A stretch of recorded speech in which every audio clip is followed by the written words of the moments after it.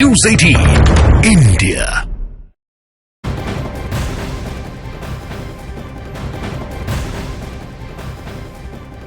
और इस वक्त की बिहार से जुड़ी एक बेहद अहम और बड़ी खबर आ रही है। तेजस्वी यादव ने अपना स्टैंड इस पूरे मामले पर क्लियर किया है और सामने रख दिया है अपने बयान के जरिए अपना पक्ष। डिप्टी सीएम तेजस्वी यादव का बहुत बड़ा बयान, तख्ता पलट नीतीश के लिए आसान नहीं होगा। नीतीश के लिए दोबारा शपथ लेना आसान नहीं है। तेजस्वी यादव जो दावा कर सकते हैं सरकार बनाने का, अब ये बहुत बड़ा बयान है, बहुत बड़ा स्टेटमेंट तेजस्वी यादव की तरफ से दिया गया है।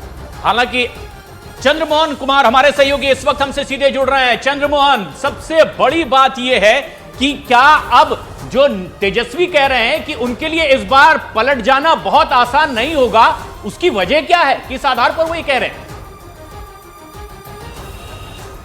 देखिए, साफ तौर पर समझा जा सकता है पिछले 2 घंटे से किस तरह से न्यूज़ 18 इंडिया ने दिखाया कि तेजस्वी यादव ने यह कहा है कि 1 बजे की बैठक जब खत्म होगी उसके बाद हो सकता है कि जो बैठक करें उसमें यह निर्णय लिया जाए कि वो सरकार बनाने का दावा पेश कर सकते हैं। और इसी आधार पर तेजस्वी यादव ने अपने मीटिंग में विधायकों के साथ यह कहा है कि नीतीश कुमार के लिए तख्ता पलटकर फिर से दूसरे गठबंधन के साथ सरकार बनाना और शपथ ग्रहण करना आसान नहीं होगा। तो साफ तौर पर समझा जा सकता है कि जो लालू परिवार है, तेजस्वी परिवार है, वो पूरी तरीके से विधायकों के तोड़ जोड़ में लगा हुआ है और संख्या बल जुटाए जाने की कोशिश हो रही है आरजेडी की ओर से। आरजेडी के जो तमाम वरिष्ठ नेता हैं वो यह कैसे सरकार में आ जाए इसकी लगातार प्रयास कर रहे हैं और कई विधायकों से जो जानकारी मिली है उसके मुताबिक संपर्क भी किया जा रहा है। जेडीयू के कई विधायकों से संपर्क किया गया है जो जानकारी मिल रही है उसके मुताबिक। लेकिन क्या तेजस्वी यादव के लिए सरकार में आना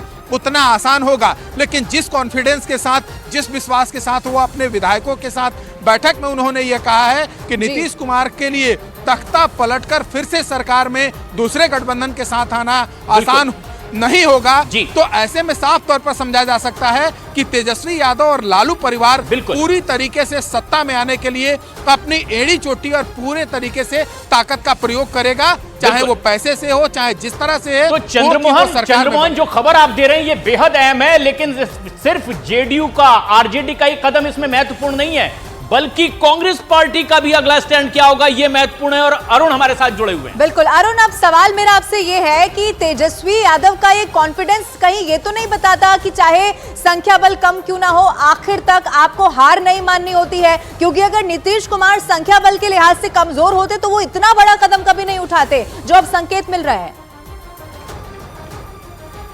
देखिए, जो लोग नीतीश कुमार को जानते हैं और जो लोग भारतीय जनता पार्टी की वर्किंग स्टाइल जानते हैं, इतना कुछ होने के बाद अगर उनके पास संख्या बल नहीं होता तो बात इतनी आगे बढ़ती ही नहीं। सब कुछ व्यवस्था फुल प्रूफ हो जाती है, तभी ये बातें बाहर आती हैं। ये आज की बात नहीं, ये महीनों से पक रहा था। और जब तक संख्या बल नहीं हो जाता न तो बीजेपी इस तरह की बैठकें करती है, न तो नीतीश कुमार लालू यादव का फोन उठाना बंद कर देते। पहली बात। दूसरी बात यह है कि तेजस्वी यादव चाहे जो कहें, लेकिन अगर नीतीश पलटते हैं तो संख्या बल उनके लिए बहुत मुश्किल है। हालांकि कल रात में जिस तरह से बात हो रही थी कि कांग्रेस के जो अध्यक्ष यहाँ के अखिलेश प्रसाद सिंह वो भी गए थे और जीतन राम मांझी से उन्होंने भी बात कर ली 4 विधायकों के लिए, लेकिन जीतन राम मांझी कब कहां जाएंगे ये उनका भी तय नहीं है। इसलिए जो आरजेडी गठबंधन बनेगा कांग्रेस के साथ और लेफ्ट के साथ भी रहे तो भी जो जरूरी संख्या बल है उससे नीचे रह जाएगा। इसलिए मुसीबत विपक्ष का जो गठबंधन उसके सामने है।